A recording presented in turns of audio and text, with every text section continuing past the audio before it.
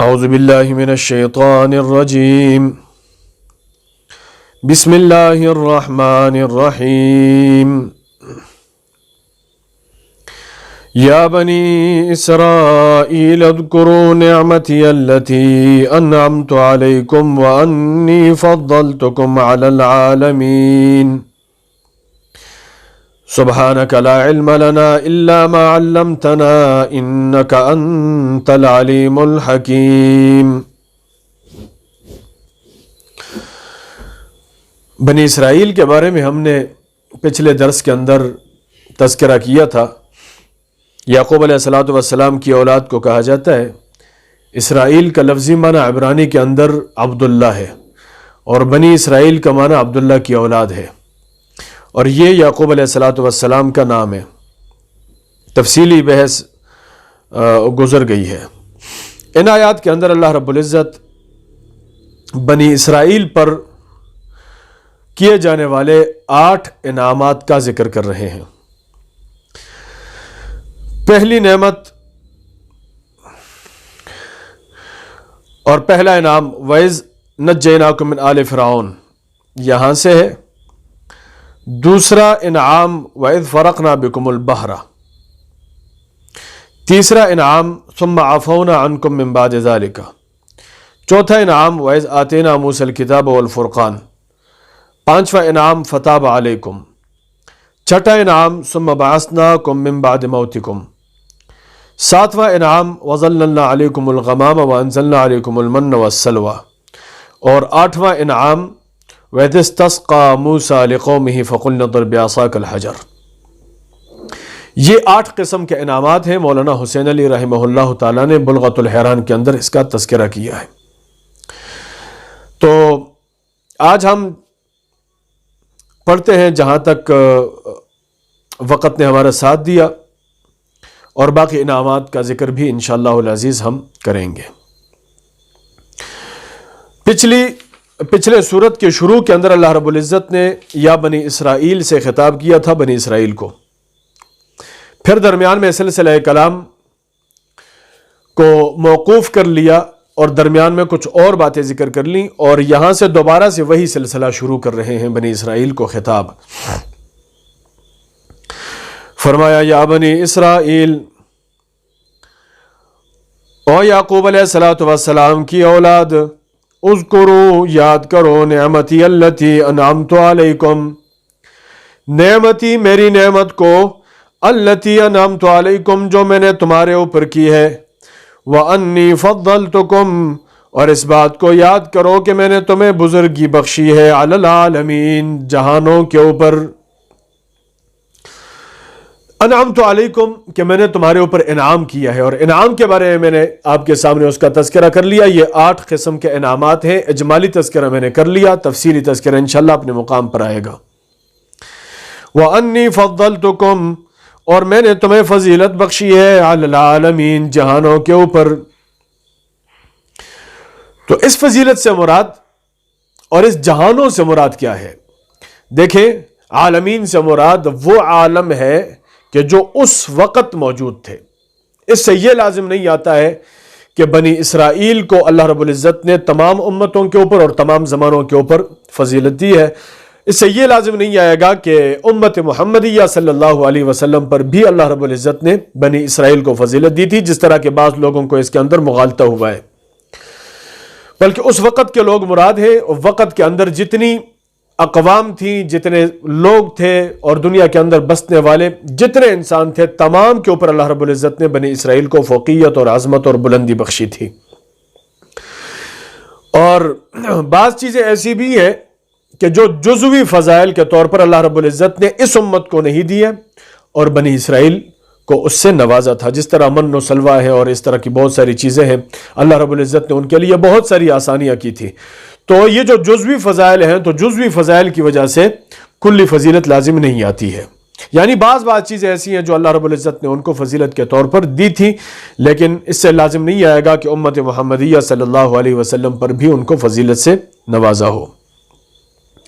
اللہ رب العزت آگے ایک تخویف ذکر کر رہے ہیں، ڈراوا ذکر کر رہے ہیں، اور بنی اسرائیل کو کہہ رہے ہیں کہ یہ بات نہیں ہے کہ میں نے تمہیں فضیلت دے دی تو پھر تم بھی بس ٹانگ پہ ٹانگ رکھ کر کے بیٹھ جاؤ اور کہہ دو بھائی ہمیں تو وارے نیارے ہو گئے، لہٰذا ہمیں نہ کسی عمل کی ضرورت ہے اور نہ کسی حکم ماننے کی ضرورت ہے اور نہ ہی اب آگے کسی اچھے کام کی ضرورت ہے۔ ہم تو جی فضیلت والے لوگ ہیں، ہمارے آبا و اجداد ایسے لوگ تھے اور ایسے تھے، پدرم سلطان بود میرا باپ بادشاہ تھا۔ تو اللہ رب العزت اس تصور کو ختم کرنا چاہتے ہیں کہ فضیلت یقیناً ملی تھی لیکن وہ تمہارے آبا و اجداد تھے، تم نہیں ہو۔ ان کے لیے حکم الگ تھا، وہ اپنے زمانے کے اندر دین موسوی کے اوپر تھے اور دین عیسوی کے اوپر تھے، اور اس وقت وہی دین اللہ کے نزدیک پسندیدہ ادیان ہوتے تھے۔ لیکن اب چونکہ رسول اللہ صلی اللہ علیہ وسلم کی شریعت آ گئی ہے، لہٰذا تمام شریعتیں جو پہلے اللہ رب العزت نے اتاری ہوئی تھی، شریعت محمدیہ کی وجہ سے اللہ پاک نے ان شرائع کو کیا کر دیا ہے؟ ختم کر دیا ہے۔ دیکھیں، دین اور چیز ہے، شریعت اور چیز ہے۔ اس کے اندر یہاں پر بعض لوگوں کو مغالطہ ہو جاتا ہے۔ دین عقائد کا نام ہے، شریعت احکام کا نام ہے۔ تو ادیان جتنے تھے وہ سارے کے سارے مطلب اسلام سے پہلے اہل کتاب کے یا انبیاء کے جتنے ادیان ہیں، تو دین تمام نبیوں کا ایک ہوتا تھا، عقائد ایک ہوتے تھے، اللہ کی توحید ہوتی تھی، نبیوں کی رسالت ہوتی تھی، فرشتوں کے اوپر ایمان ہوتا تھا، بعث بعد الموت ہوتا تھا، اسی طرح جنت اور جہنم کا تصور ہوتا تھا۔ یہ ساری چیزیں ایک چلتی تھی، لیکن شریعتیں مختلف ہوتی تھی، اور دین منسوخ نہیں ہوتا ہے، شریعت منسوخ ہو جاتی ہے۔ تو پچھلے جتنے ادیان تھے وہ اپنی جگہ پر ٹھیک تھے، لیکن شریعتیں جتنی تھی وہ رسول اللہ صلی اللہ علیہ وسلم کی شریعت کی وجہ سے ساری منسوخ ہو گئی ہیں۔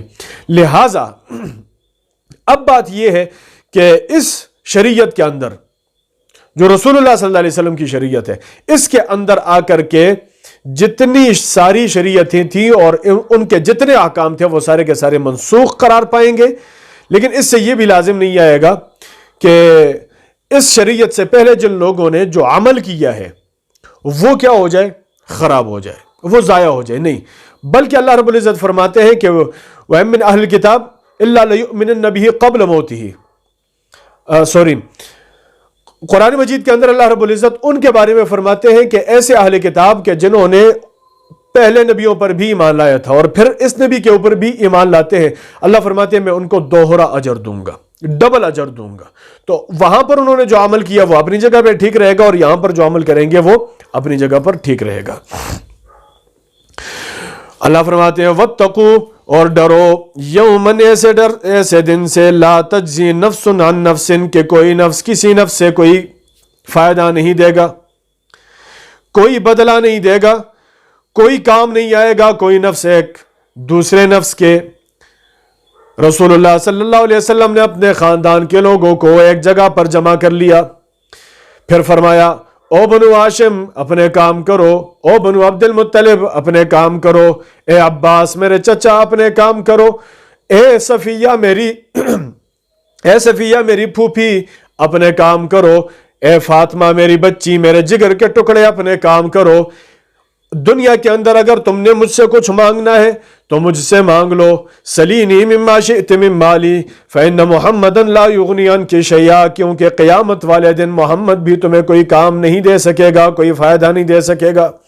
مطلب کیا ہے؟ سفارش کے طور پر تو سفارش ہو جائے گی، لیکن وہاں پر عقیدہ چلتا ہے، جس کا عقیدہ ٹھیک ہوا تو انبیاء بھی سفارش کریں گے، صلحاء سفارش کریں گے، شہداء سفارش کریں گے، علماء سفارش کریں گے، حفاظ سفارش کریں گے۔ لیکن سفارش کے لیے کیا ہے؟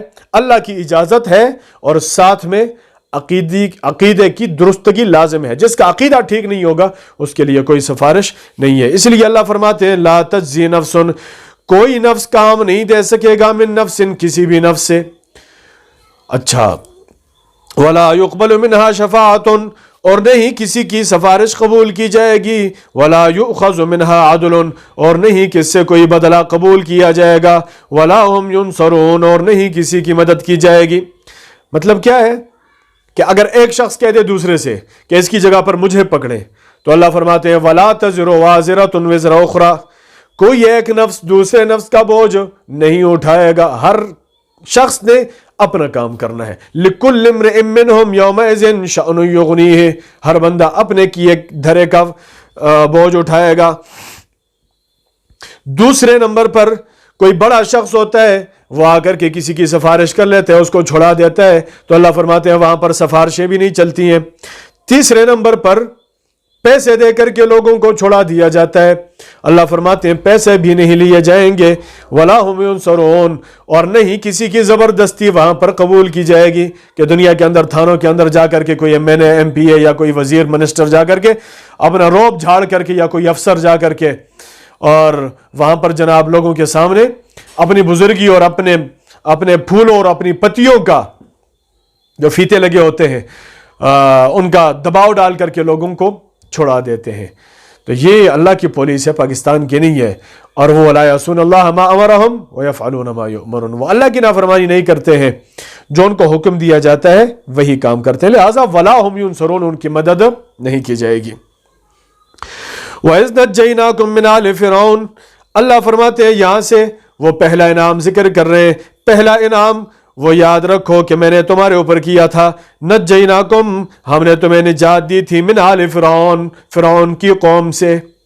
فرعون ہی تمہارے اوپر ظلم کرتے تھے، فرعون ہی تمہیں ستاتے تھے، تم سے بگاڑ لیتے تھے، تم سے پھٹیکیں کرواتے تھے، اور تم سے اپنے کام لیتے تھے، اور تمہیں ذلیل کر کے رکھا ہوا تھا، تمہیں پریشان کر کے رکھا ہوا تھا۔ اللہ فرماتے ہیں میں نے تم کو ان سے نجات دے دی۔ یسومونکم سوء العذاب، جو تمہیں برے قسم کا عذاب پہنچاتے تھے، بری قسم کی تکلیفیں تمہیں پہنچاتے تھے۔ یذبحون ابناءکم، اے لوگو، یذبحون ابناءکم، وہ تمہارے بچوں کو قتل کرتے تھے، ذبح کرتے تھے۔ ویستحیون نساءکم، اور تمہاری عورتوں کو وہ زندہ چھوڑتے تھے۔ مطلب کیا؟ مختصر سا میں اشارہ دیتا ہوں، تفصیل انشاءاللہ اپنی جگہ پر آئے گی۔ فرعون کے سامنے اس وقت کے جادوگروں نے آ کر کے پیشن گوئی کی تھی کہ ایک بچہ پیدا ہونے والا ہے، حالات ایسے بتا رہے ہیں کہ وہ آ کر کے تمہاری بادشاہی کو ختم کر دے گا۔ تو فرعون نے اس ڈر کی وجہ سے کہ جب کوئی بچہ پیدا ہو جائے اور میری بادشاہت کے لیے وہ خطرہ بنے گا، اس لیے اس نے اعلان کر دیا کہ جس گھر کے اندر بھی جو بچہ پیدا ہوگا اس کو ذبح کر دیا جائے، اور جو بچی پیدا ہوگی اس سے چونکہ کوئی خطرہ نہیں ہے لہٰذا اس کو زندہ چھوڑ دیا جائے۔ تو اس نے تمام گھروں کے اندر یہ منادی کرائی تھی، اور پھر باقاعدہ اس کی فوج جا کر کے اور اس کے لشکر جا کر کے اور اس کے کارندے جا کر کے گھر گھر کی تلاشی لیتے تھے، اور جہاں پر کوئی بچہ ملتا تھا تو اس کو کیا کرتے تھے۔ سورہ طٰہٰ کے اندر انشاءاللہ العزیز اور سورہ قصص کے اندر اس کی مکمل تفصیل آئے گی، وہاں پر اگر اللہ تعالیٰ نے ہمیں موقع دیا تو تفصیل ذکر کریں گے۔ وفی ذالکم، اور اس تمہارے عذاب کے اندر جو تمہیں تکلیفیں پہنچتی تھی، اور فرعون جو تمہیں ستاتا تھا، تمہیں پریشان کرتا تھا، وفی ذالکم، اور تمہاری اس حالت کے اندر بلاء، بہت بڑی آزمائش تھی، من ربکم، تمہارے رب کی طرف سے، عظیم، بہت بڑی۔ یہ جو تمہارے اوپر احوال آئے ہوئے تھے، یہ جو تمہاری حالت بنی ہوئی تھی، اس کے اندر اللہ رب العزت کی طرف سے بہت بڑی آزمائش تھی۔ آزمائش کیا تھی اللہ جانتا ہے، اللہ کی حکمتیں ہوتی ہیں، لیکن وہ فرعون کہ جو ایک بچے کی پیدائش کی وجہ سے، ڈر کی وجہ سے لوگوں کو قتل کرتا تھا، اس فرعون کو کیا پتا تھا کہ جس بچے سے میں ڈر رہا ہوں اس کی پرورش اللہ اپنی حکمت کی وجہ سے میرے گھر کے اندر کرے گا۔ اور پھر ایسا ہی ہو گیا، اور موسیٰ علیہ السلام پیدا ہوئے، اور ان کی امی نے ان کو صندوق میں بند کر کے دریا کے اندر ڈال دیا۔ وہ صندوق چلتے چلتے چلتے فرعون کے گھر کے سامنے سے آ گیا، اور فرعون کی بیوی نے صندوق اٹھا دیا، اور فرعون کے گھر کے اندر اس کی پرورش شروع ہو گئی۔ اکبر نے شاید یہ کہا تھا یوں قتل سے بچوں کے وہ بدنام نہ ہوتا، افسوس کہ فرعون کو کالج کی نہ سوجھی۔ ہاں، کالج کے اندر ڈال دیتا تو یہ ساری جتنی دینداری تھی تو یہ ساری دینداری اس کی نکل جاتی۔